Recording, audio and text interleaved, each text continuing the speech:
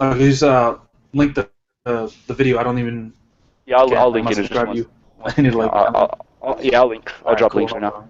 problem. So welcome guys. This is episode 3 of Around the Nimbus. I was lucky enough to get Zoro Fanboy and Mac in here today. Hopefully we'll get a few more guests. We'll see how it goes on. We're gonna do this for about an hour today. I've been having them go a little longer than expected, about an hour to 2 hours, and we should try to lengthen it down to about an hour so more people want to watch it. Um, so yeah, so I'll let Jason start real quick about the chapter. We're reading 789. I'm gonna drop some links for everybody, more people in here. Yeah. It's hard to really get into my thoughts about it. I mean, people have been giving me shit because I honestly don't think it's good. I don't think the last couple chapters have been good, and I'm not really afraid to say that I don't think it was good. I mean, any good One Piece fan, in my opinion, should be able to be honest when you don't like something. And if you have reasons to say why you don't like it, and you think that the reasons are legitimate, then there should be no reason not to say it. And I just feel like these last couple chapters we're trying to build up tension and suspense and really get you excited and just accomplish the opposite. It's just like, okay, we get it. Luffy's the savior. We get it. Let's move on. Let's get And it's not like a thing where we're just like, oh, I just want to get to the action. It's not really about that either. I love, when a One Piece chapter sometimes it doesn't always have action in it, but there's some interesting stuff in it that still makes you think like, oh, okay, that's really awesome. That was good to know. We haven't been getting even that in the last couple of chapters. It's just been a lot of fluff and delays to really build up to when we eventually get the last hit by Luffy. So, and what's almost worse about it is that now we're gonna have to wait 2 weeks for that. So, I mean, it's fine. They're not the worst chapters ever. Like this kind of chapter, we better than most other chapters' average chapter, but it's still a lot less than what you'd come to expect from Oda. So that's just my thoughts. Okay. Well, so I personally was expecting a lot of people to just dislike the chapter. Um, I I really am in neutral with it. I don't have a problem with it. I felt like it kind of the only problem I'm really having right now is the 2 week break. I think that's kind of gay. I don't really agree wholeheartedly with that. That's really hurts. I feel like for the development right now, because one thing me and Mac were talking about earlier is like chapters like this are needed because it helps develop the story better for the anime. And so it's not a horrible thing, but at the same time it really slows it down. And I think we've had been in Dressrosa just long enough. We don't really need the slow pacing anymore. It kind of just needs to get wrapped up. So at I, this point, I would hope. I would hope that I'm sorry to cut you off, man, but I would hope no that worries. Oda didn't write his manga based on the anime, or any thought of anime in his mind. You know what I'm saying? He should Yeah, I just, get what you're if saying. that's the case, I hope not. You know what I'm saying? He should just focus. If I'm sure he does, but he should just focus on his manga and not have any worries about the anime or anybody talking in his ear about marketing and any other shit to try to influence the way he does things. Stick with what you know. Keep it. It's been that good for a reason, man. Just keep it to what it is, and don't try to, just yeah. That's all I gotta say. Sorry. Oh, no problem. I want everybody just to chip in. So yeah, I mean, I really don't think that the anime should have a bias effect on it, but I feel like it's hard for it not to, especially with like I feel like the One Piece culture has to be a lot different in Japan, and I feel like there has to be a higher demand to keep up with the paces of the anime and things like that. And I Right. don't know, just not wanting to let people down in a general sense. So I don't know. And on top of that, um, last night I was talking with EOP, and we were talking about this, and he was saying that he was really hoping that this was going to be the last chapter of this part was like Doflamingo getting defeated, and I really didn't think that would be. I was saying that I thought it would go at least for another 3 or 4 chapters, like chapters like this, especially. And I think the 2 week break just comes with needing to catch up, maybe, and get in a better perspective of how he wants to close this out. You know, even though he has the final arc finished, I still don't think that means that like everything that's current is just planned out in his head. You know what I mean? I still think that there's times when he's still writing things and figuring out how he wants it to go. And so I think that's the only reason we just kind of Right. really need the 2 week break, because the thing is, if he was, I feel like if he ends this bad, people are going to be kind of pissed because this will be another arc in the thing where it's just really not that great. Like the Fishman arc was good, but it wasn't great. You know what I mean? Because the end villain Right. was nothing. What's his name? Hody or something like that. Tony Jones. He's Yeah. yeah. In my comparison, I was talking to somebody about this earlier on Facebook. He's nothing like Arlong. You know, Arlong was badass. Arlong, kind of brought fear. There was the whole like streak to him. Like he could kill somebody in the Straw Hats.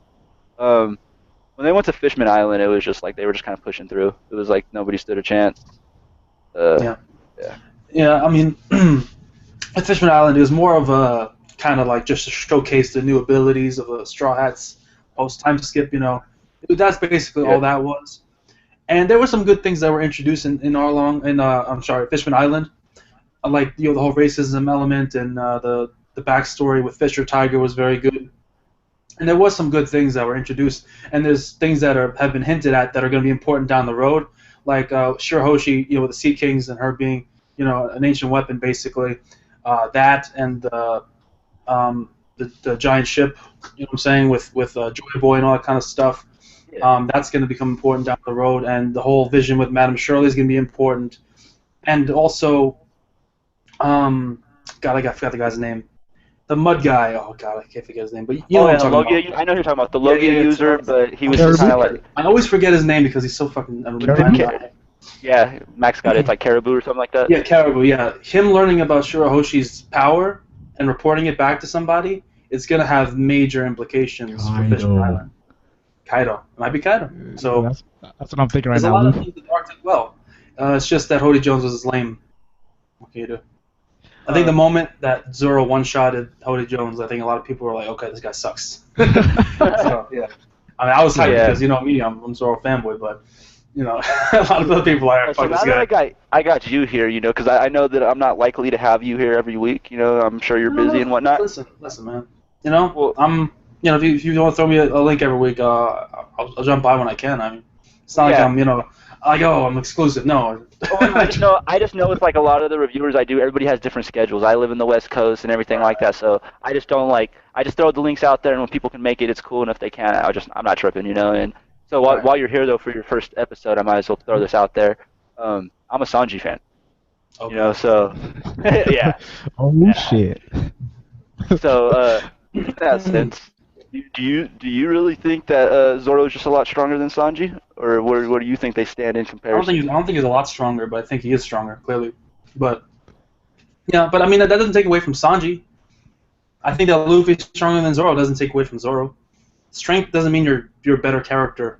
Oh no, yeah, power scale is necessarily. not a big thing, especially with the way Right. that CP9 introduced how they have power scales, but Hockey and Devil Fruits don't apply. So Right. My thing is, I like Sanji. He's my second favorite Straw Hat. It's not like I don't like Sanji. But, I mean, based on what we've seen in the story, I mean, it hasn't been explicitly just stated out, but it's pretty highly, in my opinion, showcased that Zoro is stronger. I think the main thing that really backs it up is the fact that that's Zoro's one role, is to be, like, the muscle of the crew. I mean, Sanji has that, too, and he's part of the Monster Trio, but he also has the cook element of his character, right? He's a cook. He's supposed to. Yeah. That's what he mostly focuses on, and finding the all blue. And Zoro's goal is to become the strongest swordsman, and he needs to get stronger and stronger and stronger to really meet that goal. So I feel like what he's gone through, what he's showcased, in addition to the fact that that's his main role on the crew, I think it's pretty clear that he's the strongest in terms of him versus Sanji. But I mean, I'm not going to say it's a massive gap because it isn't, but it is pretty. It's there. It's there. So a follow-up part of that is. I feel like Go ahead, Max. No, you go ahead. Pre-time skip, Zoro and Sanji were a little closer than now. But post-time skip, you could see even the training when Zoro got trained by the strongest swordsman, Mihawk, which I think Mihawk's Yonko level, to be honest. So who did Sanji get trained by? Ivankov. And Yeah, he went to go get the Jackson? recipes and stuff. Yeah. So just the training, the difference in training. So I think the gap is just it's not as it was closer pre-time skip. That's how I feel. Yeah. So okay, here's a better question. When we wrap up these two parts of the arc that are going to be real important for the development of both their characters, of Wano Kingdom for Zoro, and with everything with North Blue that'll probably happen either prior to that or after that with Sanji, do we think that the gap will be closed and they'll be equal again, or do you think that they're going to develop more of Sanji into the cook role and Zoro into the power role? Because this is my note on that. Law and his crew is the doctor, but he's the strongest. So your position as far as the crew doesn't determine where your strength lies. He can be a cook and still top tier fighting. Yeah, but like I said, like you say, will they become equal again? I never thought that they were equal to begin with. I just don't see that. I just don't see like there's never been something that Sanji has done that makes me think that he is on Zoro's level. I mean, that sounds kind of condescending when I say it like that, and I don't mean it to be because I think he's close. Like they're monster trio, but everything that we've seen from both of their characters, Zoro always fights the second strongest in the crew. Sanji always fights the third strongest. It's happened every single time. It's just a lot of these things are massive hints. So on that note, opinion. though, I feel like Zoro's been given a lot more development. Like we don't know exactly what Sanji has 99 recipes. These attack cuisine recipes. And only one of them that he's used, and they gave him a big boost to that one that he did. And that's probably a big explanation for where these flames come from, and a lot of the unique powers that he has that are just kind of unique to his character. And, you know, I think at the moment that it's obvious that Zoro has a lot more physical strength, but I think that, in my opinion, hockey is going to play a big part in this, and I think Sanji is going to become a hockey-based character, and especially involving the attack cuisine. We know when it comes to the monster trio, each of them specializes in a different type of hockey. Yeah. This is Conquering Kings. This was stated by Oda himself. Luffy is master of Conqueror's Kings. Zoro is a master of armaments, and Sanji is kind of his master of observation hockey. So not to say that either other guys don't have good, other versions of hockey. It's just that that's what their specialty is. So there's no indication that Sanji's gonna like out hockey Zoro at some point. Just that he has better probably observation hockey. So yeah, that was actually stated by Oda too.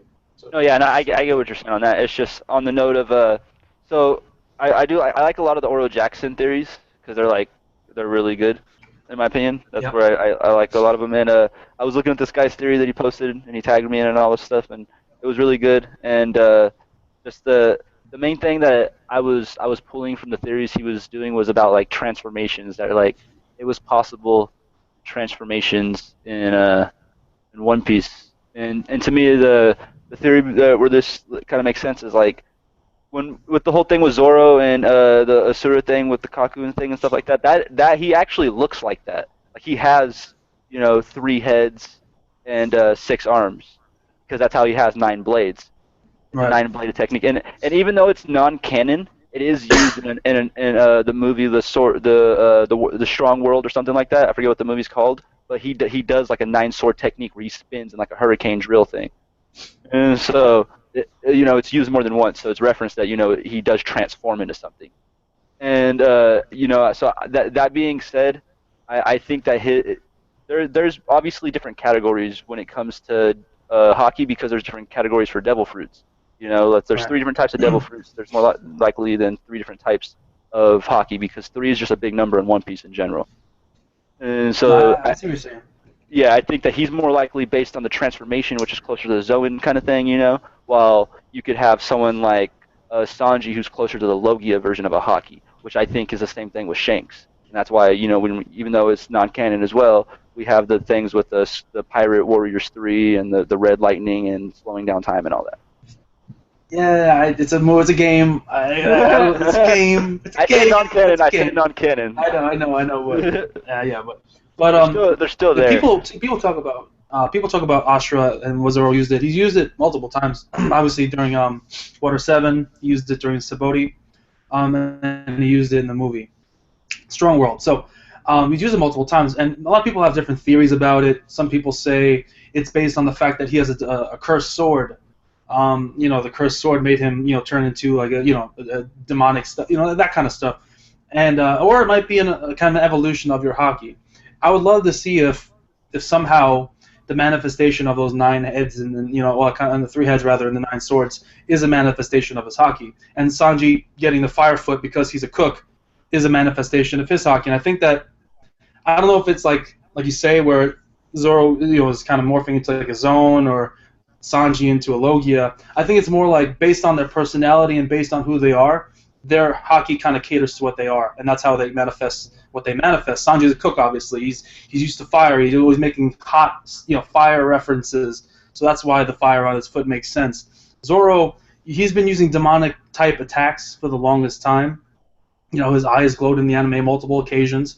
So him having a demon form, so to speak, isn't much of a stretch. So it could go either way there. It really can. And it'll be really nice if each character based on their personality or based on their experiences, could develop some kind of special hockey-based kind of transformation or something like that. So we're just gonna have to see, but that would be really awesome. What to see though. Hockey is just, I think we just hit the bottom of the barrel with hockey. We haven't even, like, tip of the iceberg stuff. We haven't even seen exactly what hockey can do yet. Well, and that was another thing when I was saying earlier about like I feel like some of it is him still pace writing, like trying to keep up with what's going on, even though he has the last arc planned. Everything isn't planned at the moment. So even though we make a lot of these theories, we're just kind of speculating. He doesn't even know exactly. I feel like to a certain degree. And I think you don't think he knows about hockey though at this point. Yeah. Yeah, I'm sure he has. I'm sure he has the rules based, around like a rule, set rule of how this is going to work. But obviously, with all the different random people that come in with different abilities, I feel like some of them are just thrown in there as just wrenches, just to keep it like interesting and things like that. And like another theory I was thinking on, I never really put it out there because I haven't. I'm still uploading a lot of stuff, but I think Kaido's powers could relate to something like how you have like people like Breed, and he can control, like he was basically controlling people with the I forget what it's called, the pet fruit or something like that, but the pet no mi or something like that. Anyways, I feel like Kaido could have something similar like that, but to animals, But I haven't done, I've done a couple theories. More of my theories are revolving around Law and the cursed swords.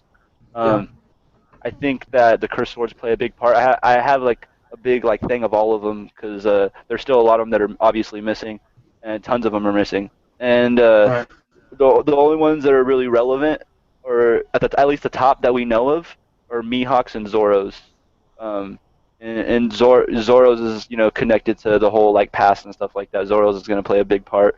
So I think that the reason that we know about those two is because those two swords are opposing to each other for some reason. They're opposites. What are you guys' thoughts on Fujitora? Fujitora. And this what's I like Birdcage and I like his personality. I like personality, and he had a great introduction and stuff, and he's had some really good moments in this arc. But I feel like because of the plot, he's kind of taken a back seat when he really shouldn't have to. He's a fucking admiral. He should be able to take out this birdcage. Yeah, I feel like that too. Like it's really strange that he's like every scenario where he could be sick, like even like kind of showing Sabo up to a degree, Right. Like he came through, but then now when it comes to Doflamingo in this kind of scenario, like he's just like useless. And that kind of it conflicts too, because like, so you're gonna tell me that he can show Sabo up, but Sabo looks like he's holding his own against Burgess or whatever, It's just like, and I believe Burgess should be stronger than Fujitora based on how it should work out, at some point. Is Sabo stronger than Fujitora? I mean, no, I think that Burgess is stronger than Fujitora. So, I mean, Burgess is stronger. Whoa. Whoa. So keep in mind that Fujitora was holding his own, if not winning against Sabo. And then Sabo is straight up bitch slapping Burgess right now. So yeah, but that's why I say a conflict. So that's why I say it's a conflict, because I don't think that Sabo should be doing that. But he's the second in command of the Revolutionaries. Okay, he's second in command of the Revolutionaries, but there's probably somebody above him. Like there's probably a gap between him and Dragon. I don't think that it's just him and then Dragon. Of course, there's a gap, but I mean, there's a general, there's like a top general, And he's probably around. If I had to say Sabo, he's probably maybe a little stronger than Ace was when he died. And we don't even know how strong. I mean, to a degree, even though that they're gonna be strong. We don't know how strong the Revolutionary Army is gonna play in a big scale of things. Mm-hmm. Because if they were so strong, we wouldn't need the Straw Hats and all these new generation to change the world. The Revolutionary Army would do it. The thing about the Revolutionary Army is that they're kind of like a guerrilla operation. They're not really out in the open, like we're attacking full force in Marineford. They're doing like small scale operations around the world, trying to make a difference. And I feel like the Straw Hat crew might, in their whole goal, is not really. I don't feel like it's going to go coinciding with the revolutionaries, because the revolutionaries, they're going to want to take out the corruption of the world government and really helping people overcome the tyranny of that world government. I don't know if Luffy really cares about that. I don't think he does. Luffy wants to become free. He wants to become the Pirate King. I mean, it might accidentally happen, just through in order to be the Pirate King, he might need to deal with those foes. But I feel like the revolutionaries have a different goal than Luffy does, and it might not necessarily be the Straw Hats or any of their allies helping them, unless some kind of accident happens, some weird chain of events, and they end up working together. Which, like I said, I don't think Luffy really cares about that. Yeah. He only cares about his friends and protecting them for the most part. Well, so that's a thing too, though. I felt like another reason why I was saying that I feel like Law could be the end up ending this more than Luffy, even though we see Luffy getting up, and he's gonna do another move and all that. They're still showing like shots of Law. Law's still been relevant. He hasn't been taken out of any of the chapters. He has the cursed sword. He has the most to gain from winning this fight. And at the end of that, Luffy's already had the most character development because what we've seen change between now and then is previous arc. There's a big emphasis on him not wanting to be a hero. He's not a hero. He's a pirate. All this other stuff. But coming in this arc, he's going into a coliseum. He's fighting. He's Lucy now. All this hype. He's Lucy. Fucking. And he's the hero. He's their hero. He's gonna save Dressrosa. No matter how this ends, even if somebody else kills him, like it's a Hercule thing. He's the hero. He's there. Unintentionally, yes. Yeah. No matter what, he's already put his name in history right there with this one. Right. And, so he doesn't even need to make it like his territory or nothing like that. He'll always be like, there'll be a statue of him. They believe in stuff like the whole gladiator statues and stuff. There'll be a statue of Lucy. Yeah. Go right next to Kairos or whatever. And that's the funny thing about it. Like, Luffy and the rest of the crew, they don't want to be heroes. Even Zoro said, I don't want to be a hero. I'm not going to share my sake with other people. I made that joke, the same as Luffy. They don't want to be heroes. But it's always funny that they end up just doing a weird series of events, basically becoming the heroes of that island that they're at the time. It just ends up happening that way. Not because they want to be, just it ends up happening that way. So it's funny. Yeah. I sent a link to King Recon. He asked for a link, so I think he's gonna join right now. The anticipation for post Dressrosa. I think that's the reason why a lot of people are getting tired of Dressrosa. Like it's almost gonna hit 100 chapters. So just the anticipation for the greatness that post Dressrosa is gonna behold upon us. I agree, and I'm not even like the biggest Sanji fan of all time. I really like him, but obviously I'm a bigger Zoro fan. But I'm thinking that this is going on too long. And I can't even imagine the big Sanji fans that are waiting, like, what the hell's happened to him, that have been waiting for who knows how long, like over a year now. It's been since we've seen Sanji in a chapter. So I can't even imagine what you guys must feel, being Sanji fans and all, or bigger Sanji fans, I should say. And, the anticipation of wanting to see what happened with him and Big Mom, because, like, what the hell, I want to know too. So I think that adds to it as well, in addition to people wanting to go into Wano and all that kind of stuff too, so. Just like go ahead. No, you're good. Like, you know what's sad when you're watching the opening and you're seeing Sanji and Brook and them, and you're feeling kind of bad, like, damn, I miss these dudes. Yeah.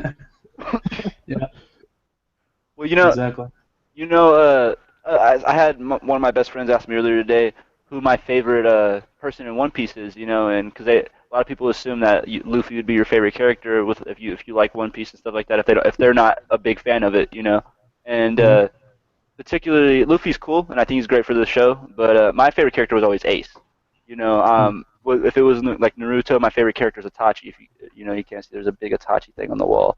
Like I wear Akutsuki rings. Like I really dig the culture with that show, and I just review a lot of shows, and I'm gonna do a lot of reviews for that show. But it's for me, it's like there's no point right now with all the fillers and stuff. So I'm gonna wait till it's over. Because I finished the manga and all that. But anyways, going into it with Ace, I feel like characters that die really develop the story a lot more, and even especially like Shanks. Shanks is probably my second favorite character because I feel like he's gonna die. A lot of people hate to hear it, but Shanks will probably die, and so he's my second favorite. And yeah, exactly. And I have another person that asked me, who do I like between Law and Kid? And honestly, I think that Kid will be around longer, maybe bigger in the scheme of things. But I like Law more. Law is a lot better. He's, for one, he didn't get fucked up like that. You don't see some metal arm on Law. Okay, don't start. He didn't get wrecked. He knows his boundaries. He knows his boundaries. You know what I'm saying? Like he went and got the straw hats. He set his elaborate plan. He's taking Flamingo out first. He was chilling in Funk Hazard. He didn't just walk up to Kaido and be like, yo, He knew better. So obviously Kid doesn't know better. He had to learn his lesson the hard way with somebody. Somebody had to set this did kind of get his arm ripped off too, man. I'm just saying. Yeah, but I mean, it's back though. Well, yeah. I'm just saying, That's true. Kid is attacking Big Mom's ship, yo. Kid is, this guy's beyond savage Yeah. right now, yo. I do respect the fact that Kid has no fucks to give. That's one thing I respect about I Kid, mean, he's a man. respectable character. That's why I said he plays a bigger part in the big scheme of things. But Right. on top of that, I like samurais. One of my favorite animes of all time is Samurai X, Rurouni Kenshin, Hmm. and so like law all the way. Like just to answer that question. Yeah, despite everything I said, I probably like Law more. Only because we haven't seen Kid's backstory and his motivations, and we don't really know too much about him. So I can't really put Kid above Law right now because we know everything we need to know about Law, but we don't know anything about Kid yet. So we're gonna have to wait and see. But the hype is real. Life is real. Life is real. It's getting there. Oh, it is. It is real. I don't know about him. I don't know about Bonnie. I don't know if you're in here, King Recon, or if anybody knows him, but I sent him a link. He asked me for it, so. Cool. Yeah. Yo, but I gotta lie, that Supernova OST, like when they're introducing all the supernovas, man, that was some hype shit right there. Oh, And, yeah. like I love the part when Bonnie's like, "Yo, bring me more food," and then like Capone's like, "Shut this bitch up, yo." That was a hype moment. That's right now. So I'm like, excited. Yeah. my favorite anime is Yu Yu Hakusho, and to me, what made it such an impact on me was like the four characters are all dope. Like even Kuwabara is dope. Like I can argue all day why Kuwabara is better than a lot of characters, and the thing about it is, like I hate to see where we get this like, it sucks me saying this because my name is Goku, but I hate to see this Superman effect where we all depend on one or two characters to do everything. I agree. And that's one thing that sucks. And so when I see this Supernova crew, I see so many characters that are just gonna be like irrelevant, in my opinion. And it's like why not use that moment to introduce a lot of badass characters that could have actually been rivals, And to me, like I don't know, a lot of them it's cool, but to me that's the one thing I will come out and complain about, and people might bash me for about One Piece is. Who do you think is relevant out of the supernovas? I feel like okay. Hold on, let me get a list of their names real quick before. I need names. I got it. Hold on. Come on, man. He said, "Come on now." All right. The only one I can think that might be irrelevant, might be, and I don't even think he will be, but he might be, is Capone. That's the only one. The only one. Other than I like Capone, and Capone might actually be somebody, but he's the only one that I think maybe if he wasn't, I wouldn't be surprised. But Bonnie, she's obviously very important. You got a connection with Akainu. I want to know what that is, and what happened with Ace and why she was crying. That was interesting. You got Bonnie, like I said. You got Arouge, man. Arouge is gonna be a monster, dude. I'm telling you, everyone doubts him because he got kicked in the back by fucking Kizaru. Like, he got beat by Kizaru. You can't hold that against him. He got in a bunch of hits against that pacifista, man. He put in some work. He'll be fine. And he's got the fucking Hulk fruit, basically. So out of these characters, I feel like certain ones will help develop the story and help tie loose ends. That doesn't mean that they are like important or badass or have that like rival effect where they're gonna win a fight. Like for example, like Kuwabara won fights. I don't feel like half these people can win their matchups if they were put in that scenario. And the first one I'm gonna start with is the girl, Bonet or whatever, Jewelry Bonet or whatever. To me, she's just stupid. There's a reason why she was caught by Blackbeard and just put to the side. All she's gonna do is development. She's gonna introduce some relation to some character, but she's not gonna beat nobody up. She's not gonna kill nobody. At least I don't think. She's got a broken ass devil fruit, man. I can say that about my girl Bonnie, man. She's got a broken ass devil fruit, man. She's hacked, but that's the reason she's hacked, though. We haven't even seen her fight, though. You can't say that. I mean, she got caught by Blackbeard. Can you hold that against her? If Blackbeard tried to capture Luffy, these are discussions. You got to build the hype. You got to say the characters you like and dislike. This isn't here. I know, but you said that she's not going to do anything.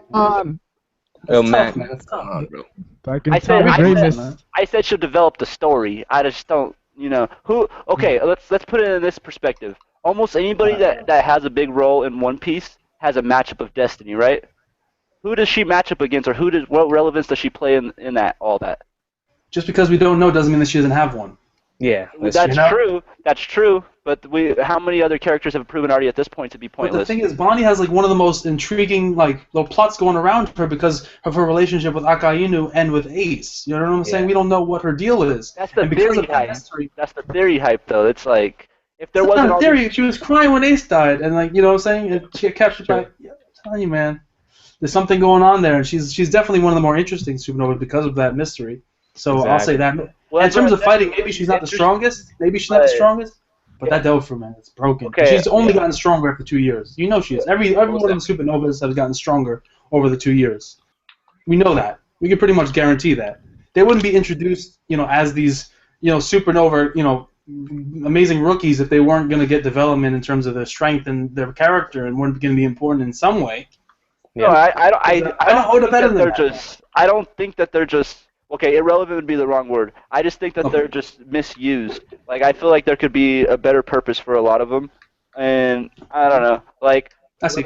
let me see if, for example, like Law said that you either basically go against them or you work for them, you know, kind of thing.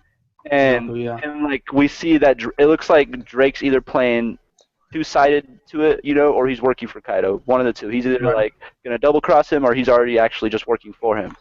And like I don't know, I already just don't like that approach. It kind of just seems weak. Like I like the whole thing that Law and Luffy are doing right now, just basically challenge somebody on their turf.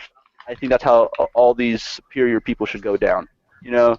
And I think like if with Kaido, if it comes down to more of like a plot thing where we have all these people betraying him and you know, all this other stuff to take him down, I think that just takes away from how epic he's supposed to be because his title is the strongest. You know, it has the strongest in it. So I think how he's defeated needs to be more or less some badass character just OPing him. I'm telling you right now, Luffy is going to awaken. Oh! Hey, so I'm gonna say this right now. Oh, the hype. He had to come. Did you come in because of Bonnie too? Yeah. Listen, I knew it. bro. Okay, listen. I'm trying to restrain myself right now. Bro, you fucked up when you said the supernovas. All the supernovas are irrelevant. Let me tell you why. Every single supernova is based on a real-life pirate. Every single one of those real-life pirates were the reason why piracy was so big. The story of One Piece is not going anywhere unless a supernova is involved in any way, shape, or form. If you look at the whole story of Luffy, him being a supernova, he's the reason why the story keeps progressing. Now we get to Punkcaster and we meet Trafalgar Law. He's the reason why we went through Punkcaster. He's the reason why we went through Dressrosa. Bonnie is a key component because the real-life Bonnie was the daughter of a mayor of one of the biggest piracy ports in the world. If you were to reflect that into One Piece, you can argue that either Agorase is her father, Akainu's her father because of the way that he was talking to her and the way that she acted against him. Her father has to be some type of figure. And the fact that Bonnie kept getting kidnapped, the real-life Bonnie, she married Calico Jack, which is arguably, you could say his character's based on Kid, but Kid's character's also based on the real-life Kid. Her character, the real-life Bonnie kept getting kidnapped over and over again because, quote-unquote, she had a psychic ability. So let's talk about One Piece. She has the ability to make people either old as fuck or young as fuck, or just, you know, whatever. That skill given to somebody like Akainu, which my theory is that he didn't get older, he actually got younger. That's why his facial hair looks so fresh. And then you look at characters like the Gorosei who are old as fuck and prehistoric, she probably knocked down a good 15 to 20 years off them, and that's why we haven't seen them yet. Well, no, that's not true. But and then you look at Kid, for example, like BJ Capone is the only one that I'm like, oh, he has nothing to offer. He's just honestly, he's just going to be one of the devil fruits that Blackbeard gets. But every single supernova, Hawkins, he's based on Sir Basil Hawkins. Drake, it's based on Sir Francis Drake. Those two used to work together in real life. In One Piece, Drake is a rear admiral, right? That's what he was. And then he became a pirate. And the real life Drake, the real life pirate Drake, he was. When he used to work with the English, he was Sir Francis Drake, but then he would go to the Spanish, and he was known as El Drake, which means El Drake, and he was a pirate. So he was working on both sides, which is what I think is what. So every supernova has a. All right, let me get in now. You went off for like 5 minutes. I just listened. I took it. You know, it was process. It's like a rap battle. You need process, taking it. I got it. Now, all right. So let me get to this. Now, I said Most of them are misused. They're misused because, in terms of power, they're not really up there. Now, my reference was Yu Yu Hakusho. My reference was Yu Yu Hakusho because if you say, for example, Kuwabara, who's considered probably the weakest of the four, right? He beat the Elder Togoro brother, who's top tier by far. All right. Now that being said, come into these supernovas. You have people that aren't even captains that are in the crew. Like, to me, that's not that they shouldn't be supernovas. Like, I'm sorry, and people can get mad about that, but you see Zoro, you see what's his name, Killer, those. Hey, man. I know why you're mad, man. It's because Sanji didn't get it. Whoa! Admit it. The See, truth has come I out. see, I see what you're saying, but at the same time, you got to look at this, right? Like, whenever people try to rank the Straw Hats, by order of importance, I tend to see Robin sometimes like downplayed because of how powerful she is. But in reality, it's just like the thing with the supernovas. I understand like they're not that powerful. Some of them are, but their importance to the story, like Princeton was saying, is pretty damn big. Like, for example, Robin, she may not be that powerful combat-wise, but she's arguably second or third, or maybe up there for first of most important Straw Hat. When it comes to their dreams and how important they are for the story. Here's a question though, and what do you mean that you don't think that Zoro and Killer should be supernovas? Like, can you explain on that? Okay, so I mean, don't get me wrong. They're obviously fucking in terms of power, they're up there. But the whole thing and my effect of it would be that each supernova is like carving out a different destiny to a degree. And if Zoro is supporting Luffy, in that aspect, then he's helping Luffy reach his dream. While he is getting his dream at the same time, I don't think that's the same thing. And with Killer, I don't even know what him and Kid are up to, but I'm sure that he's just a sidekick. So Okay, I see You what have you to mean. understand though, like the supernova title is not about goals, it's not about aspirations. It's just the about worst generation, though. The worst generation. It's literally about like the bounty. Havoc, and The bounty. change the world. It's just the characters that have above this bounty that are rookies are supernovas. That's all it is really. But I mean, we know that it's more than that technically from a story standpoint. That they're going to be important characters because Oda wouldn't have these specific seven, or these specific supernovas. So to me, the reason I'm introducing this in my theory in itself is because I know Mac just finished. He's watching Yu Yu Hakusho and he's doing a lot of stuff. I personally like Yu Yu Hakusho. I know everybody should have watched it if they haven't already. So to me, it's a good thing to reference to. With the show, like say for example, when right before where everything happened with the World Tournament, and we know that they were training and they were progressing. Like we've seen a lot of character development, happen there. Now with everything that happened with the One Piece time skip, we've seen that obviously everybody in the Straw Hats is going to be a ton stronger. They're going to be all this, and things like that. But I don't feel like everybody else in that supernova group is going to play such a big effect. Like what's his name? Scratchman Apu. He's compared to a cowardly lion. The roaring tide. Like, Hey man, he wasn't cowardly, man. He stood up. He could have ran away from Kizaru if he wanted to. That's his comparison though. If since we were bringing out like a lot of these theories and stuff like that, that's his I know. It's comparison. just like he could have literally. His crewmate told him we should probably get out of here. Kizaru's showing up. He's like, nah, I want to see what happens. And he went up and he just fucking said, "Fuck you, Kizaru. Check it out." And then he ran. So he did the only damage to Kizaru technically. I mean, he's got a pretty broken fruit too. And also he had a scrap with Kid right before that. You know what I'm saying? He's not a coward. I would say. That's how I feel. Post time, he was talking shit to Kid too, during the Pirate Alliance meeting. Right. So he was beating up his crew members and shit.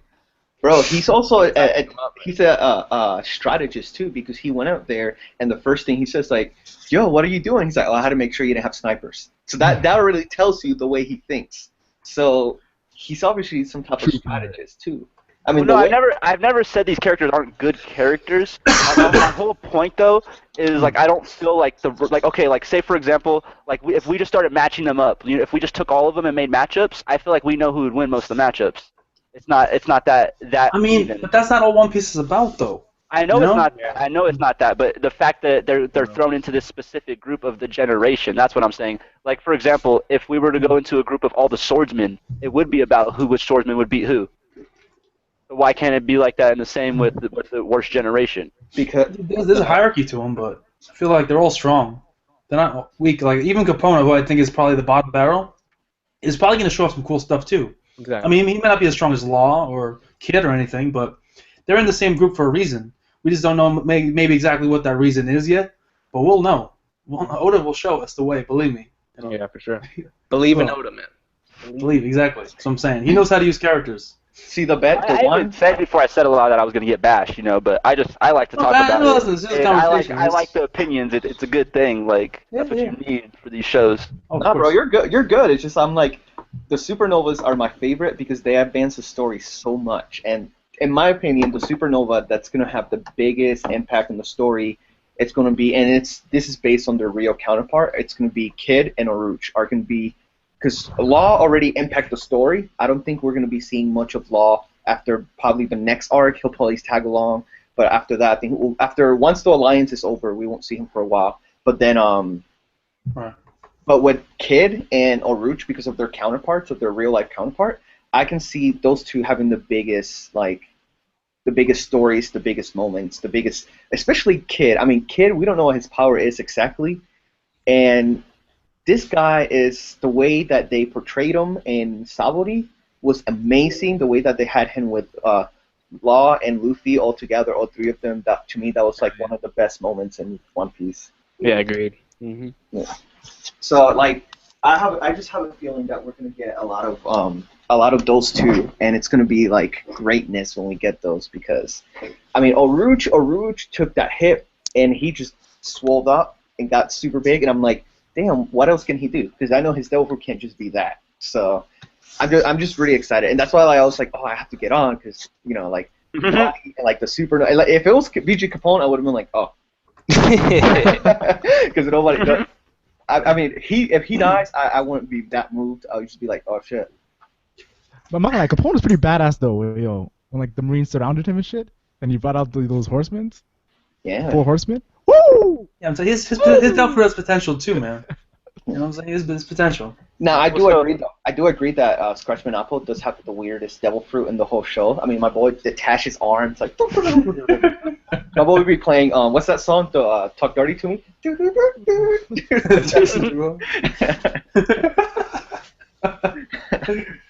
Yeah, dude. Oh, that'd be good. Yeah, I like Apple. No, but overall though, like this chapter, I was here when you guys were talking about it. I don't think it was bad. I just think that if you rip this chapter and nobody read it and we read the next chapter, you didn't miss anything. That's how I feel about this chapter. I feel like this was like a throwaway chapter. Like Oda's like, oh shit, I have to come up with, how can I milk this? Like, oh, okay, let me have a chapter where nothing happens. He could have literally showed Sabo and Burgess fighting a little bit. You know what I'm saying? No, I agree. They could have did that, but But yeah, like I agree. Like if you think about it, just don't read this chapter and then read the next chapter, and you don't miss anything. You don't miss anything. Damn Like I said in my review, the best part of the chapter was the cover page. That was it. yeah. Seeing Shanks. Thanks. Yeah. Part. I saw a meme earlier, and it was like Shanks sitting, and obviously he's like smoking, and he's like, still waiting for Dragon to show up, and he's like this. It was really funny. Someone said the way that on my video, someone said the way that Shanks is sitting is how I felt reading this chapter. For real though. What would you guys give it? Like if you had to rate it, like what would you give the chapter? 7. 7. Okay. It just had the bad thing of coming out the same week as Toriko and Gintama, bro. Like, Yeah. I mean, look. All you guys know, I'm a Naruto hater. I still read it, but I'm a Naruto hater. Naruto to me blew One Piece out of the water this week, which is really rare. Did you? You thought so? Yeah. You didn't Sasuke getting hit by Shuriken? Nah, bro. Good. Thought that was good.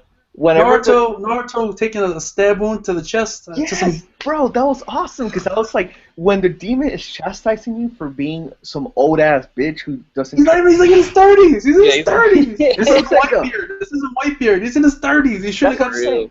That's what I'm saying. That shows you how much he doesn't train, how much he just does paperwork and shit because he let a bitch ass katana. I mean, he fought Pain. After fighting Pain, I don't think Naruto should ever get hit by a bitch ass weapon like that. But this lets you know. Even Naruto. Sasuke though, like Sasuke has a million techniques he could have used to stop that fucking shurikens, dude. That was my biggest problem. Dawson, Susanoo, you forget about the fact that you have Susanoo, dude. Anything that you have, anything, literally. Shanaro! It was just so like plot driven or plot, formulated to have Sakura come in as the big hero, like Sakura, I'm not useless, I swear. Did you guys see? Did you guys see that we're getting? This is our comeback. You don't know. Did you see we're getting even more fillers now? I'm like, I saw that today. I'm like, how can you have? Didn't we just get a filler? I don't watch anymore, so I could have sworn. Yeah. Is that what happened? Is there? I think so. Yeah, I stopped. I'm at the point where I just don't even like to watch half the shows anymore. I just read the mangas. Like, I really feel bad for people that watch Naruto because I'm like, I can't imagine so many fillers back to back. Like that's what made me drop it. It's because they had 5 months. They had 5 months of filler, and then they got 2 episodes of canon, and now they're going back to filler. I think of a lot of the big three. Like Bleach is given a lot of shit for like having those bad seasons, but honestly, like Naruto fell off a lot harder. I don't even think the ending was good. I don't know, man. Recon got called out. Was it yesterday about the big three? Oh, what are you talking about Bleach? Nah. Dude, like the current stuff going right now, I feel like is good. I have no problem with Botch or whatever his name is. Like, I think that he's done really good with the whole Soul King thing. And then Aizen's back. How do you not? Aizen's back. How's that not hype? See, I'm hyped about that too, man. I really do love Bleach, but I just feel like it's moving a little too slow. I hope Kubo speeds it up here a little bit because it's getting, especially after this latest chapter, it looks like it's about to go down. But man, we were in setup for like 8 weeks. I was like, man. My big problem is the black pages. Yeah, it hit a wall. Hit a wall pretty hard. Like black plots and stuff like that, and no artwork. I don't like that. That's the stuff that kind of bothers me. It's wasted panels. Yeah, literally. How's Toriko doing? Oh man, completely. I'm not current on Toriko. I'm trying to catch up. I'm not. Yo, I'm telling you, Toriko. Gintama's number 1 and Toriko's number 2. I'm best not going shonens, bro. It's like that. Bro. Really?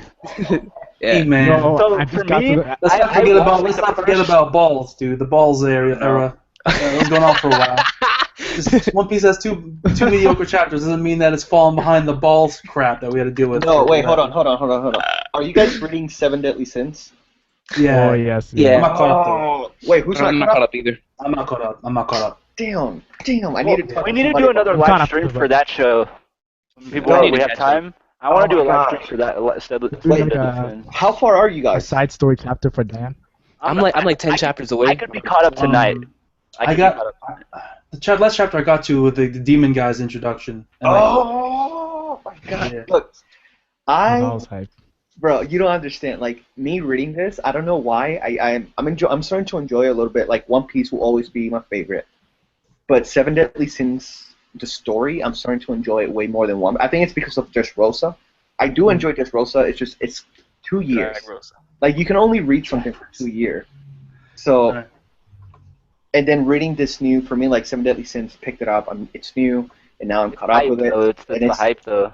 Yeah, it's really, really good. Like I didn't think I could find something that would kind of, like whenever now I read a manga and I'm kind of disappointed. I'm like, oh, let me go read this one instead, or let me read this one instead. And have you finished Dead Man Wonderland?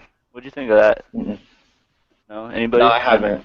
Dead Man Wonderland. I watched it. I haven't read it. The manga's a lot better. That's something I can recommend. Lot better.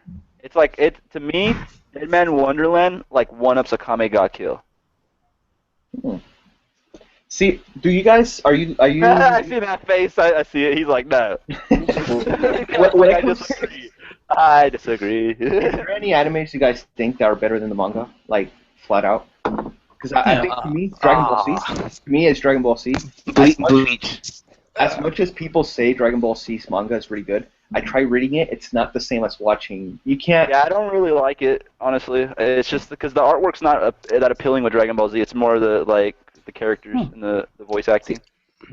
I think that Kai, because the thing with me is after reading the manga, there was a couple of things I didn't like in the anime that they changed a little bit to make it more like kid friendly, whatnot.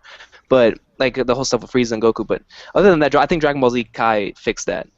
So, but yeah, I agree with you. Dragon Ball Z is better, especially with the soundtracks, man, dude.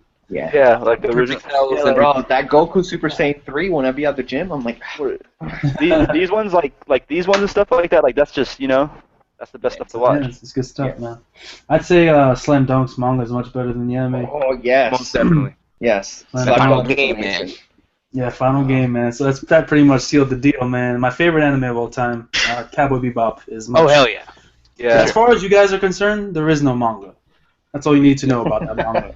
Yeah, the manga's horrible, bro. Oh my, it's a disgrace. I don't even know. I'm Dang. gonna strangle whoever decided to come up with that manga. This hour show looks What's like up, we're gonna guys? keep going since we have guests Yo, Pete, continuing what's to What's up, man? come deep. Let's What's go. up? Yes. Welcome.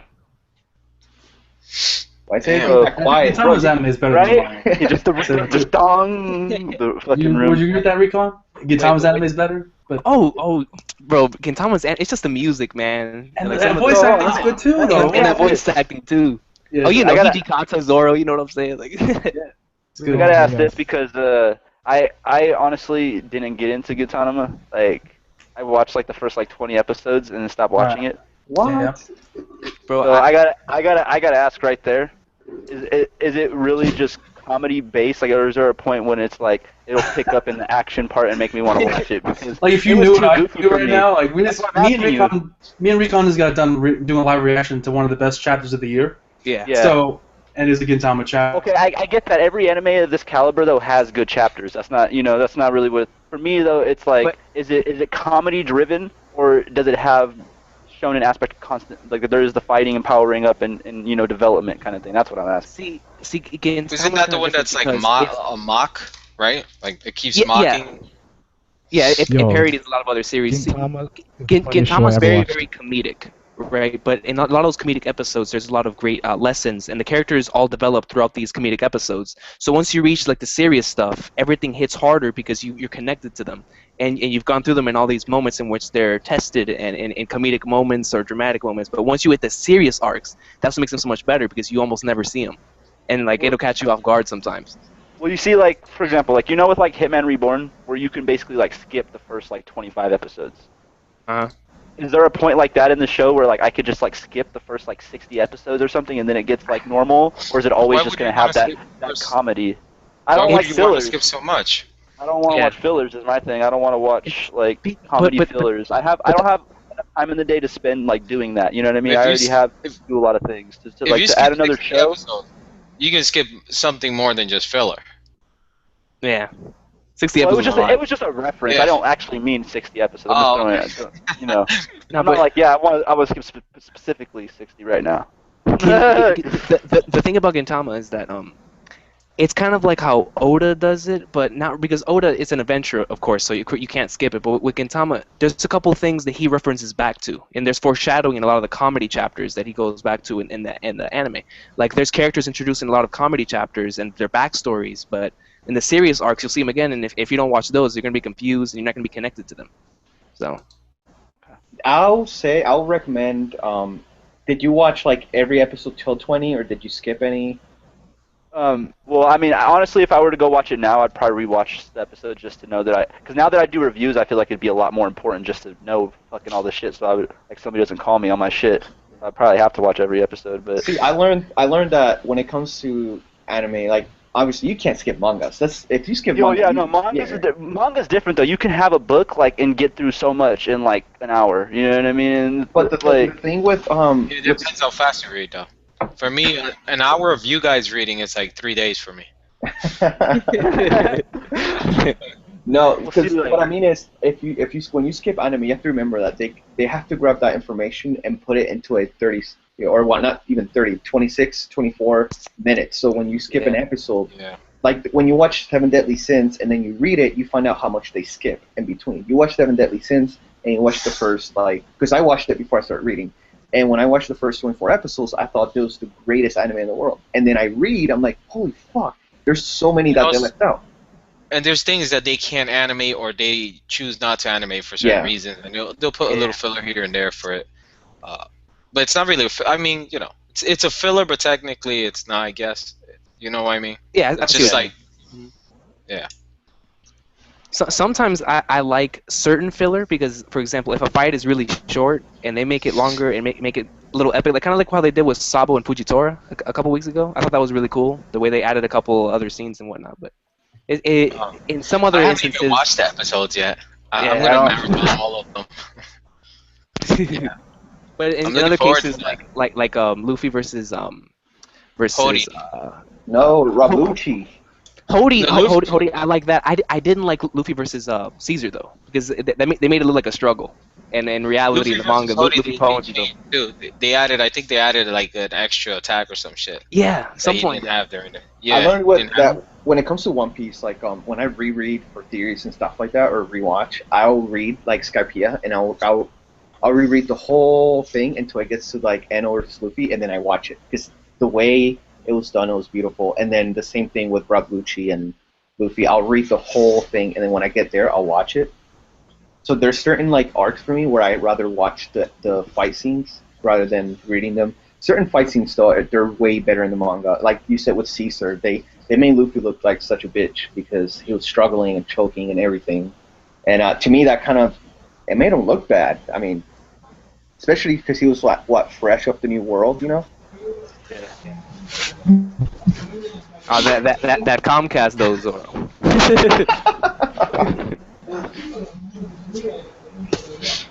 Fuck is that? Man, I feel weird being on here with Zorofanboy. I haven't seen you in so long, bro. So crazy. Yeah, it's been a while. It's been a while, man. It has. Yeah, man. It has. That we've been in the live stream together. Like, I mean, last time that shit happened, there was a lot of shit happening in the community, right?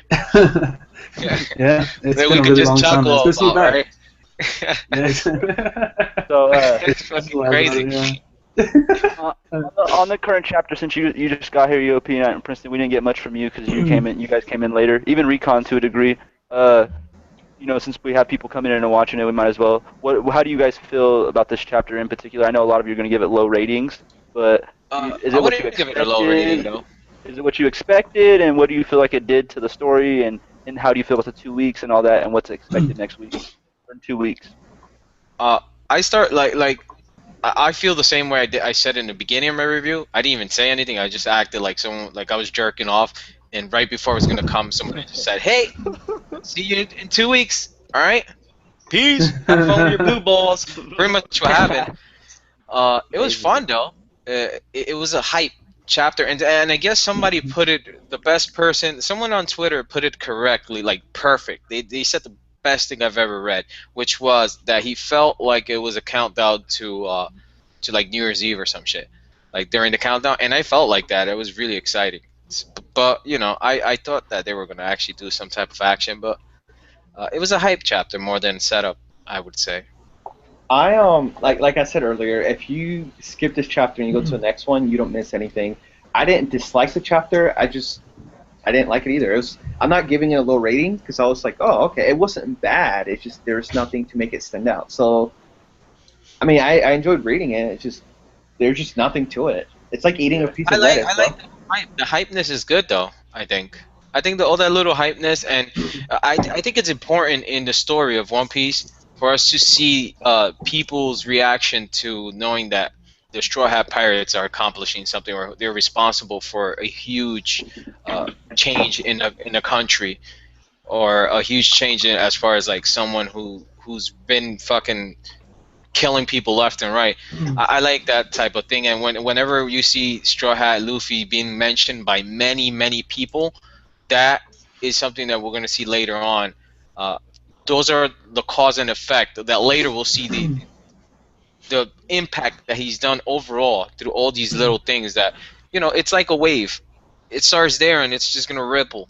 It's going to keep going. So I like seeing that because I think of the effect that it's doing, you know? But that's just me. I mean, I could be wrong. Yeah.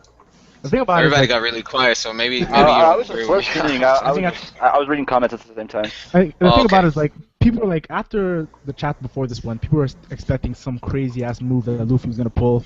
His haki was gonna be recovered, and something crazy was about to happen. So when they got like not like something they were expected, that's why a lot of people were let down and more disappointed than they were. They were not expecting anything, and a lot of people are posting like spoilers. Oh my gosh, the spoilers are crazy, and that just hypes people up when people see that, you know. So it's like let down of the year. Yeah, I did see a couple of those posts too. I did see. I have somebody. John Oro Jackson and stuff like that. People were trying to hype it up. Yeah, I have somebody that one of the people that another reviewer that likes to message me like spoilers, so I blocked him. So like so he went to Twitter and he started doing it, so I blocked him on Twitter too. So I'm like, why the fuck would you send me? Why would you even try to send me? Like, he's another reviewer. He's a friend, but he has this thing. You like this game or something? Yeah, and I was like, dude, fuck off. So I like blocked almost everything, and now like today, somebody's like, hey, can you unblock this person? He really wants to talk to you. I'm like, no. So let me ask you something. You guys didn't think that countdown was nice? Like that was a hype countdown. That was pretty cool. I mean, was that the only one? You know what it remind me of? You know when you're watching like WrestleMania or some shit like that, and they have the countdown to WrestleMania? That's what it felt like to me. Yeah, it was like his intro. It was like the music, you know, the intro music when Shawn Michaels first comes out. That's what it was like for. We're gonna have Luffy come out with that Gomu Gomu RKO. It was Lucy, you know. Rebecca tainted it. That's cool. Bro, I'm telling you, bro, Luffy's gonna come out with that Gomu Gomu. They RKO. fucked it up at the end. They fucked it up at the end, though. I said yesterday on the prediction thing that I did though that I felt like it would be like another 3 or 4 chapters, you know, before. I didn't think that, man. I thought it was gonna be epic. Yeah, you know, I was saying that, you know, and the 2-week thing too. Now I think that he's planning out like 2 or 3 chapters just to close it, you know. And man, I didn't know that. I didn't realize that I was gonna get my dick licked, only to get bitten at the end. Yeah. I was like, what the fuck's going on here? When I saw the cover story, she licked it and then went to go answer the phone and left you there. It's like, what the fuck now? I'm waiting. You know, when I saw the cover story, my first thought's like, oh, I don't have to read anymore. It doesn't matter what the content of this chapter. And then I kept reading. I'm like, oh shit. Like, I really shouldn't have read it anyway. I mean, Oda better not come out with some crazy shit next chapter. It needs to be continued. No, do you think it'll end next chapter? Do you think Luffy's just gonna hit them and just? And then it has to. It's on vacation. It has to. That's what I said too. It has to. He left it pretty much where it's there. It has to be there, unless this motherfucker comes out and he fucking says, "Oh, okay, we're gonna see what Sanji's doing now for the next 5 chapters." That'd be trolls. Fuck, that would be so. Oh, that will be the ultimate troll. That would be so troll. I mean, I would like to see it because I want to see what Sanji's doing. I'll be okay with that. Yeah. But not the right time to show us that. Timing would be terrible. Yeah. Timing would be awful. Oh, hell yeah. Awful hell timing. Yeah. Awful timing. Can you think Luffy? Do you think Luffy has to break the glasses? Do you think the glasses have to be broken for? Yeah. Oh, his glasses are his lifeline. Bro, I said this shit yesterday. If I don't see this motherfucker's eyes when he dies or something, I'm gonna turn crazy. Oh, you didn't hear? I'm here thinking that he got like spider eyes.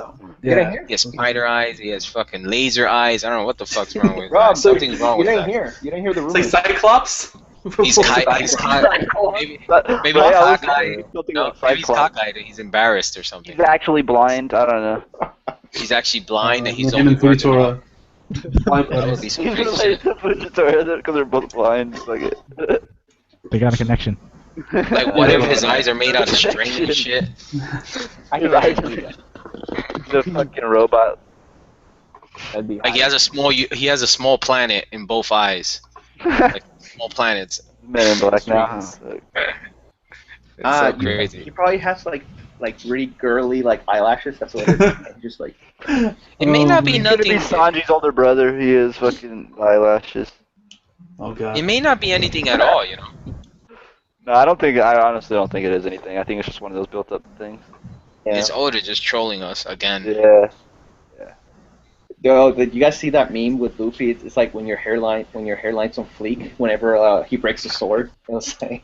Okay, well let me ask you something. What is the theory that they're saying about him and his eyes? Because I haven't heard this. Here's the one that I was talking to Boris about, and I was trying to do a different theory, and somehow I found a theory about this demon, who he has the power, kind of like.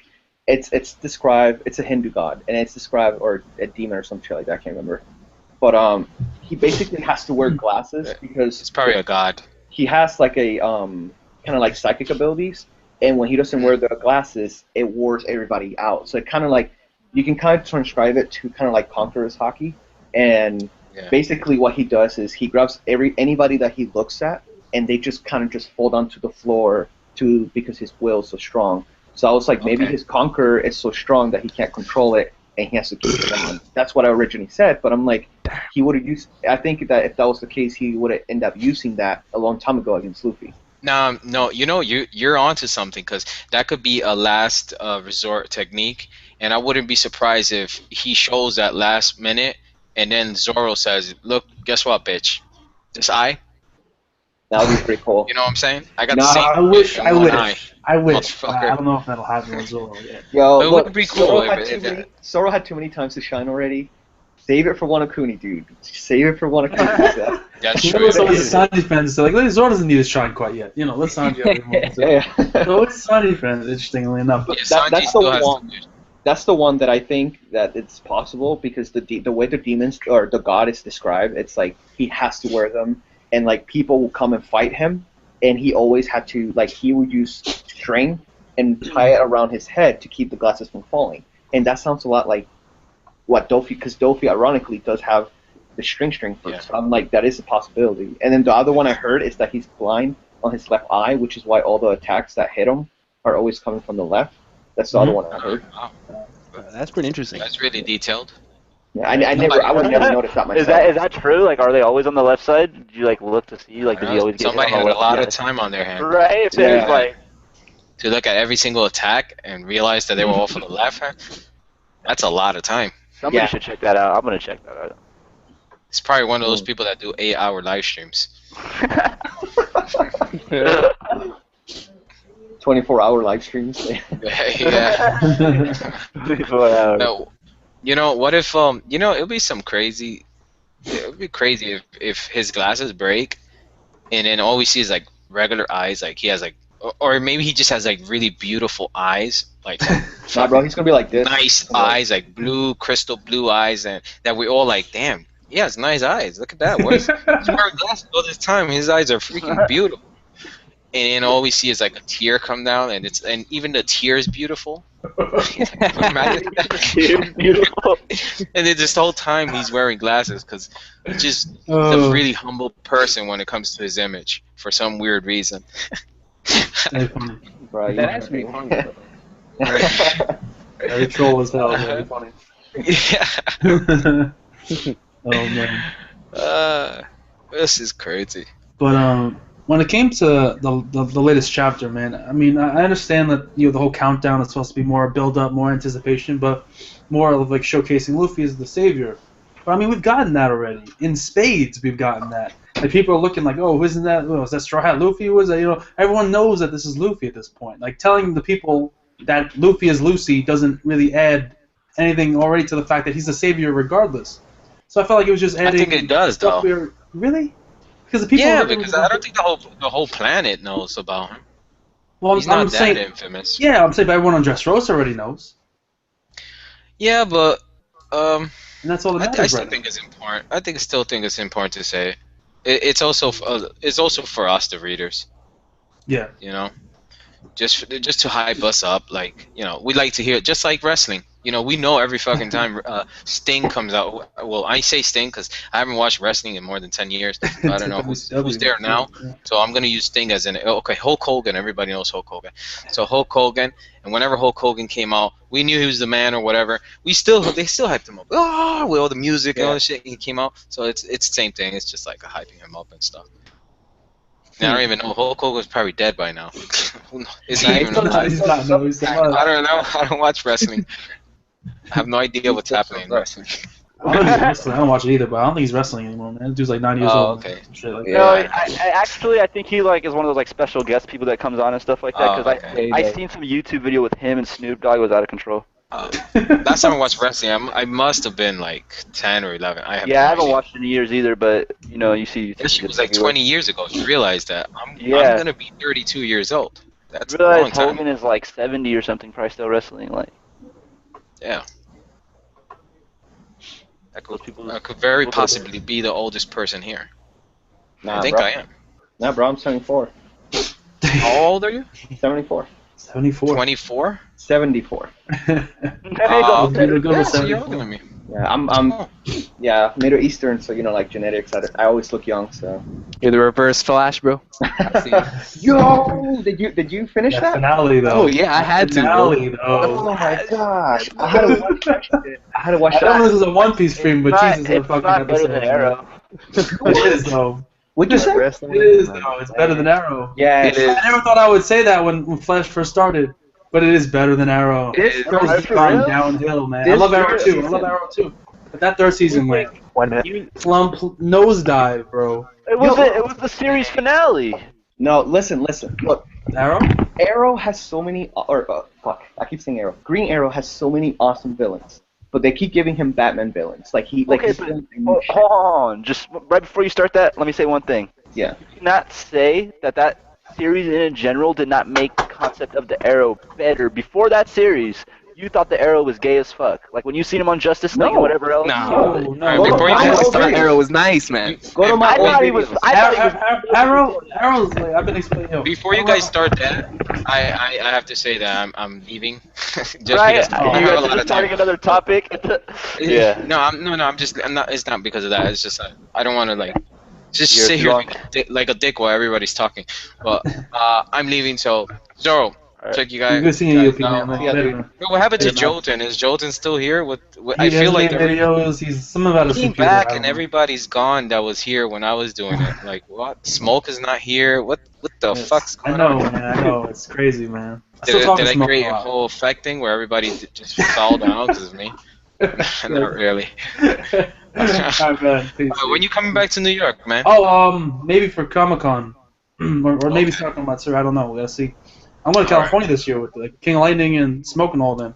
Doing Oh yeah, Anime Expo. you're yeah. going this year, or you were? Yeah, and I'm going this year next month. Anime Expo in California, dude. It's gonna be good Oh, cool. That's cool. with those Alright. guys. So yeah. So all right, man. Take care, dude. Alright, Good seeing you. peace. Okay, Same, man. look, if you You got my number. You can fucking call me. You know that, right? I know, man. The phone works both ways, man. You know what I'm saying? Oh, okay. Okay. All right, peace. All right, later. No, look, if you go back to my old videos, you will know that my favorite heroes are from DC are Superman and the Green Arrow. The show Arrow does a horrible job portraying the real Oliver. First of all, he doesn't have his sister died.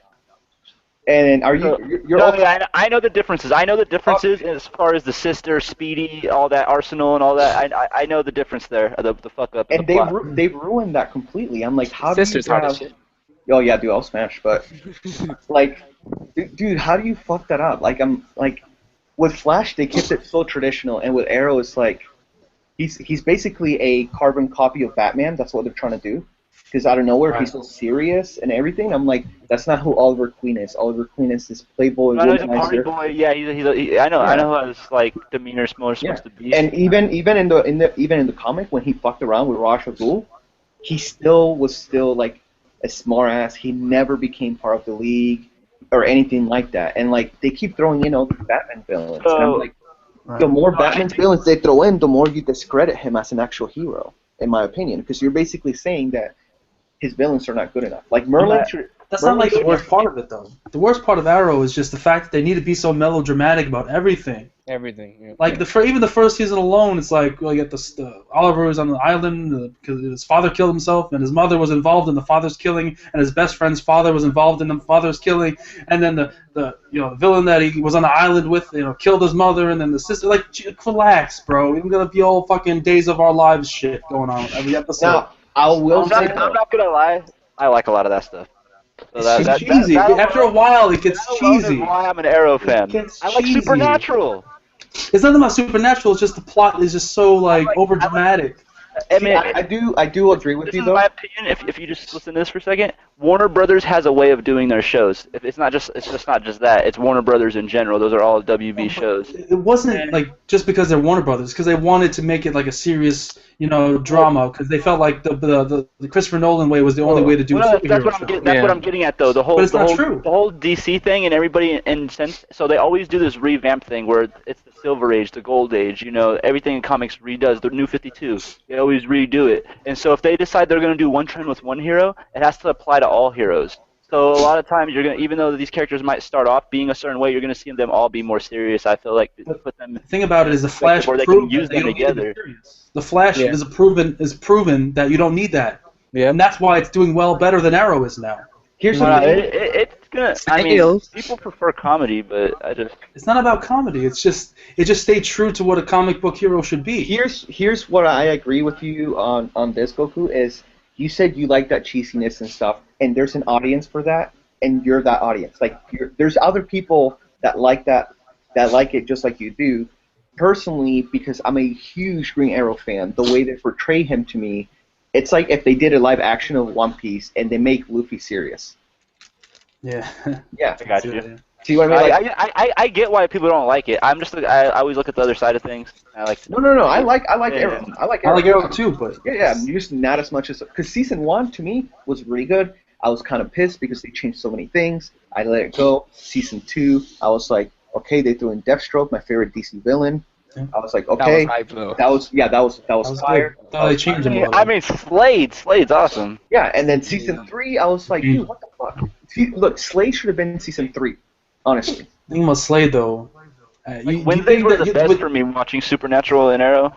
Can you ever imagine Slade Wilson in the comics being over emotional over a woman, and that's the reason for him? You know what I'm saying? Yeah, like, I feel you. It just got a little ridiculous. Like that's not Slade, dude. The worst part is they teased us with his daughter, who was not his daughter. What was her name? The chick that put Ravenger's outfit. I'm like, yo, you know how Slade Wilson has a daughter, Ravenger, and they teased us by giving that bitch her outfit, and I was like, how do you fuck that up? Like, why not just have his daughter in the fucking show? What really messed up is not only the fact that he was over emotional to begin with. You could say, oh, the Mirakuru did that to him, you know what I'm saying? But once he was cured of that, he still remained that same over emotional, I'm gonna kill you because of Shadow person, which he shouldn't have. That was you know what I'm saying? He should have came to his senses after that point. And he could have broken out of prison and been the badass that we all know him as, as the best mercenary. And then he didn't do that. It's kind of wasting him away in that prison. This is what I look at. In my opinion, like even in the comics to a degree, like Oliver or Arrow should be older than a lot of the other people involved in Justice League or any of the DC characters. He should be older. He usually has a big goatee and all this other stuff. And so I feel like that show in itself is so far ahead than anything else that they have that they just need to end it where it's at right now. Just kind of put him to the side. Because he is going to Coast City, though. He is going to Coast City, which means Green Lantern. Well, yeah, that's one thing I wanted to bring up. Green Lantern is my favorite DC character, like, beyond. Oh, you're about to get so hyped then. I'm telling you, because not only are they going to Coast City, but Flash mentioned, the pilot that went missing during Ferris Air, why they went, you know what I'm saying? So that's fucking Green Arrow. Like, it's obvious. Green Lantern. Obviously Green Lantern. Like, if you like Green Lantern, you are going to love the future. I was watching a Comic-Con interview with David Ramsey, and he talked about how his name in the show is John Diggles. Obviously, John Diggles is a made-up character. We don't know his middle name. Hal Jordan passed down the Green Lantern to John Stewart. We don't know what his middle name is. Ironically, he happens to be black, right? Ironically, looks like John Stewart, and they're both military men. He looks like John Stewart. They both have the same background, right? He even said it himself. I don't want to wear a mask. He doesn't want to wear a mask. Listen. What does John Stewart always say? I don't like wearing a mask. So I feel like they might be teasing it. I'll be okay if they didn't. The number one tease they did was when they mentioned Bloodhaven, and I was like, oh no. Bro, I almost cummed in my pants when they mentioned Bloodhaven, because I'm like, that means Nightwing is just around the fucking corner, bro. But you gotta understand though, why would they hint at the pilot going missing at Ferris Air if they weren't gonna do Hal Jordan? Well, think about it. Maybe that's Hal Jordan. Maybe he won't become it now, but maybe in like 3-4 seasons from now. Why is Oliver going to Coast City then? Why would Diggle be in Coast City? Because Coast City is where the Green Lantern's from. So it's like, it's got to be Hal Jordan. It's got to be Hal Jordan. I mean, it'd be cool if it was Diggle. I hope it's Hal Jordan, because don't get me wrong, John Stewart is cool. Yeah, Hal, Hal Jordan has so much more. Like, if you know everything that happens with his whole complex of, like, what's it called, Parallax and everything, and he becomes everything he becomes, and tries to take on the Justice League and basically rapes them, and it's pretty great. See, and then apart from that, you also have, like I said, with Bloodhaven, they mentioned Bloodhaven, and obviously that's where Nightwing City is, and I'm thinking, oh wait, did you guys know there's a Teen Titan series coming out, right? Yeah. Yeah, okay. So think about it, Teen Titans series. If you watch Arrow, what did Roy Harper do? He left, right at the end of it. That's why he became Arsenal too, like that whole thing. Yeah. But, so I'm like, oh wait, yeah. so we're gonna have Nightwing Arsenal. That's already one of the best two people. You throw in Beast Boy, right? Depending what version, you can either throw in Superboy, since there is a Supergirl. Then you have what's his name? Cyborg. You can throw him in very easily, and you already have the original 5, depending on which version they're going with. Isn't Cyborg part of like the regular Justice League now? It's confusing. Cyborg, it's part of the Teen Titans. Then he becomes part of the Young Justice as their mentor, because he is the oldest one, age-wise. And then he becomes a full-fledged member of the Justice League, which is when he becomes there, he actually becomes more of like a tech guy and less of an actual hero. Yeah, I see. Yeah. That's during the Silver Age. Yeah. But let's get back to One Piece, because I want to wrap this up in like at least 20 minutes, or nobody will watch it because it'll be like 2 hours long again. So I have Hype Hunter in here. Hype, are you there? By any chance? Yeah, I'm here. Hype Hunter, man. What's going on, dude? Could we get your opinions on the chapter? Since let's close it out. Let's see what you thought. You were in the chat the whole time and you were kicking it. Let's see what you have to say. Yeah. Well, like you said, the countdown, that was really hype. I really liked that. And I really like the way they did that. And yeah, it was just, I mean, the ending of the chapter pretty much it like killed the hype for me, as it probably did for everyone else. At the very end. But Somewhat what Princeton was saying, the hairline game on fleek. Yeah, but I'm just keen to go and get Dressrosa finished. I'm like, it's like right, pretty much at the point, and I'm just keen to go and see what's gonna happen. I'm just keen. I'm keen. So yeah. Move it along, Oda. Let's go. And I was the guy like a few weeks ago actually. People were like, it's taking too long. I'm like, relax, give the man time. Now I'm kind of like, all right, I see where you're coming from. You're right. You're kind of right about it. I'm gonna get off though. I have to edit a video for tomorrow that I was supposed to edit like hours ago, but you know how procrastination works. So you've been playing Splatoon, right? Yo! Don't even get me started, because I did a live stream earlier with Roger and ended up talking about Splatoon for 30 minutes before the live stream and then 30 minutes after the live stream. So I'm gonna get off. So thank you for having me and everybody else. Yeah, no problem. So I'll talk to you guys later. Peace. Okay.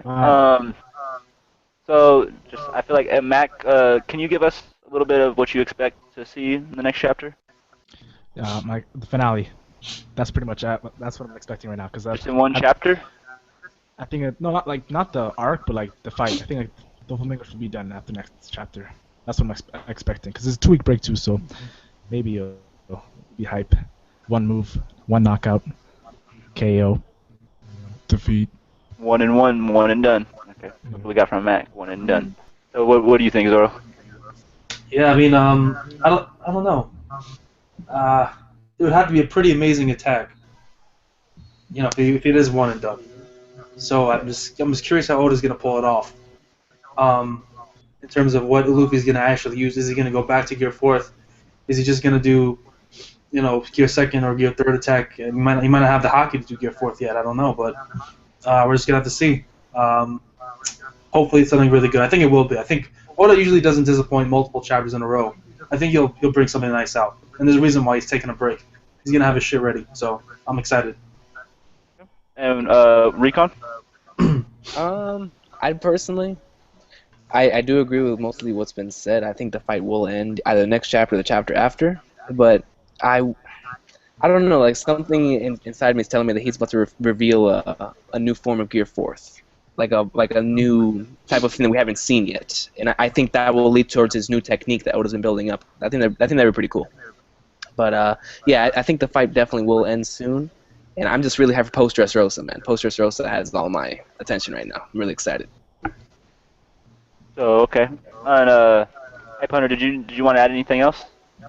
I can just I can see like a speech sort of thing by Doflamingo, sort of like just like talking him down, saying all the stuff that Luffy's done. How dare he go and do this?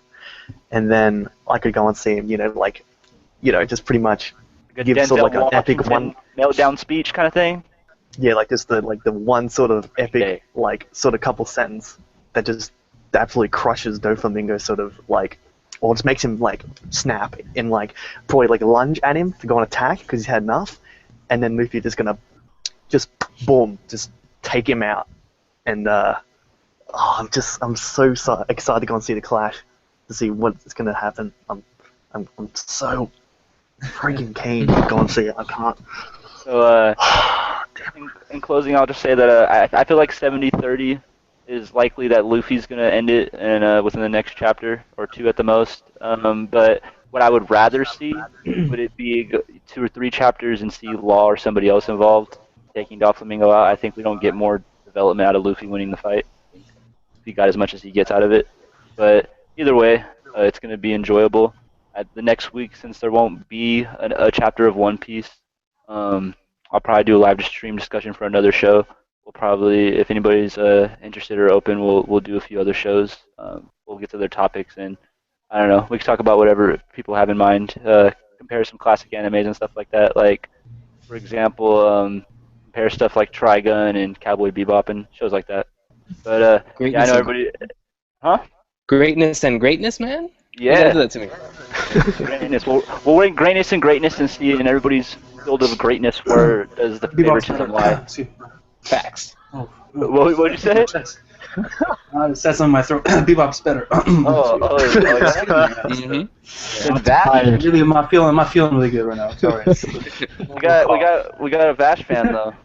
Come on, man. I don't know if anybody. I mean, don't get me wrong. I really like Cowboy Bebop, and you're probably gonna hate that I say this, but I don't think anybody in Cowboy Bebop could touch knives. In a fight? Yeah. Well, that doesn't mean anything. Nobody can beat Haruhi Suzumiya. Doesn't mean it's the best anime ever made. Oh no, I'm not saying that, but I'm not saying that Trigun's better for that fact. Oh, okay. I'm just saying that for me, okay, this is I'm gonna point this out just real quick before this ends. This is my one problem with Cowboy Bebop. All right. What's the main antagonist? Vicious is the coolest thing for me, and and it's just like, so who does Spike take out, or what big goal do we accomplish? What happened? Where's his will of the deed? How much time do you have? Okay. It's the wrong person. All right, listen. The goal of Cowboy Bebop, or the main setup of the story, it's not like a typical shonen where it's like, you get the crew, they get stronger, they develop, they see the big bad guy, and they work up to beating him. That's not what it is. These are all adults. So what's happening in Cowboy Bebop is every single one of the main characters is dealing with shit that they had to deal with their entire lives, their pasts. Their pasts are catching up to them, and they have to find a way to deal with and resolve some of the issues that they had in their past and deal with that. That's the whole theme of the story. For Spike, that's Vicious, all right? For Faye, that's the fact that she doesn't know who she was before, she woke up in this particular time period. For Jet, it was the man who took his arm, his former partner, and stuff, yeah. Exactly. And for Edward, it's kind of her whatever. She's just Edward doing her own thing. Lost her memory and stuff and all that weird shit. Right. So there isn't one big bad villain. That's not what the show is about. It's not. And I like the fact that it's different. It doesn't take your typical standard, meet bad villain, get stronger, lose the bad villain, and try to get beat. It's like this. As we've seen that a million times before. Mm-hmm. The story's not about that, and I think that's what makes it unique and stand out. Okay, so the reason I pinpointed this is because they're both around the same length. They're both 24 to 26 episodes in that range, and I feel like in that 26 episodes, you get everything that Trigun has to offer. With Cowboy Bebop, you feel left off like Cowboy Bebop.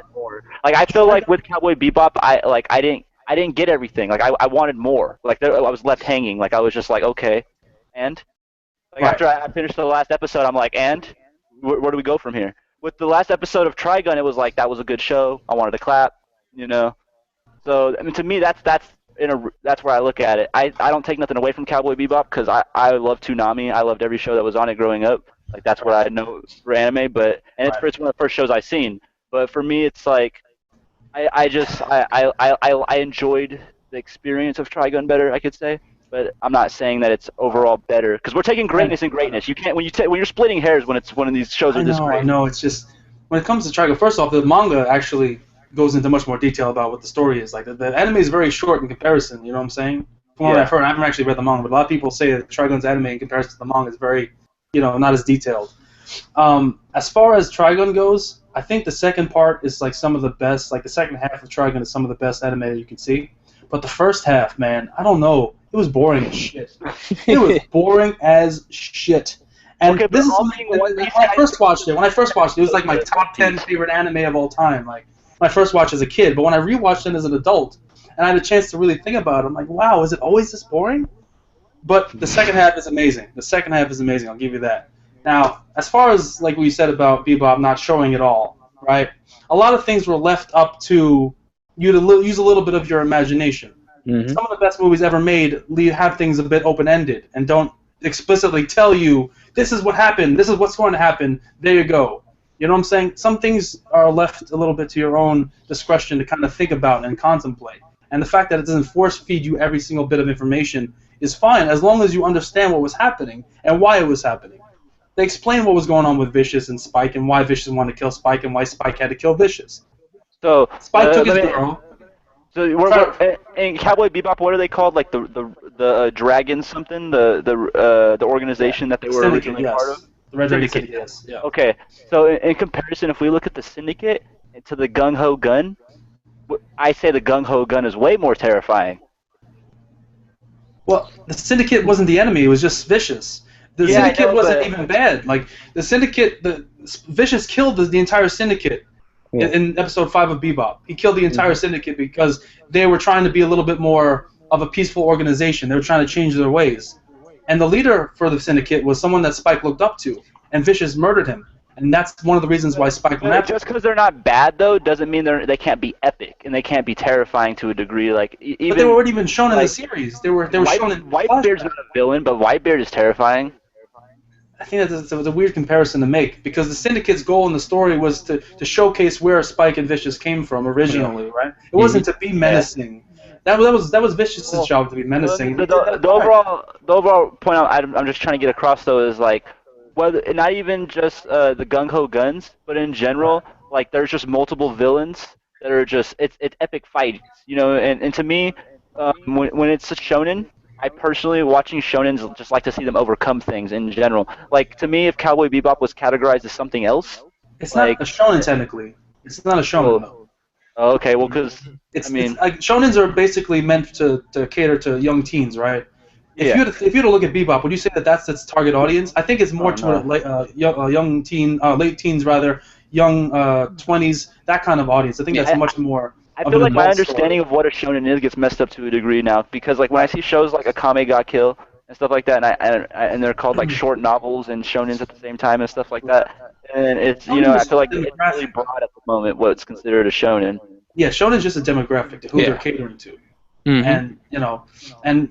I don't feel like people say Bebop's got shonen elements. I don't feel like it really is a shonen a true shonen in that respect. I don't feel like it's a seinen either. It's kind of like in the middle. It's kind of its own thing, and that's why I respect Bebop, because can you think of any other anime that was able to replicate the uniqueness and the way of storytelling and the way that they did things with Bebop? No anime has ever been able to copy that formula ever. Well, the gun-ho gun, fighting multiple enemies, you know what I'm saying? Big bad villain at the end has been done a million times. I'll be making a list of multiple animes just to do some comparison discussions about. So feel free to come next Thursday and argue on Cowboy Bebop's behalf. If not, they might not have nobody in their corner. I'm always going to argue for Bebop, dude. Yeah, same, man. I agree. Mm-hmm. But I think a lot of people misunderstand what it was about. And no, for sure. I get that. I feel like just talking to you, I have a better understanding, honestly. I mean, I enjoyed the anime, but it didn't hit me the same way it hit you, obviously. So it's good to like talk to different people. That's why I like these discussions. But Fair enough. honestly, I really appreciate everyone that's been here. You know, people in the chat obviously might even ask, who am I? Some of the people, they don't know who I am. They know who a lot of you are. You do constant reviews. I'm new to the scene, but I have a lot of good content. Everybody on Oro Jackson really likes my theories, so if you have the time, just check them out. And yeah, I appreciate everybody with the positive vibes. Thank you for stopping by, and let's just all have a great day. And yeah, signing out.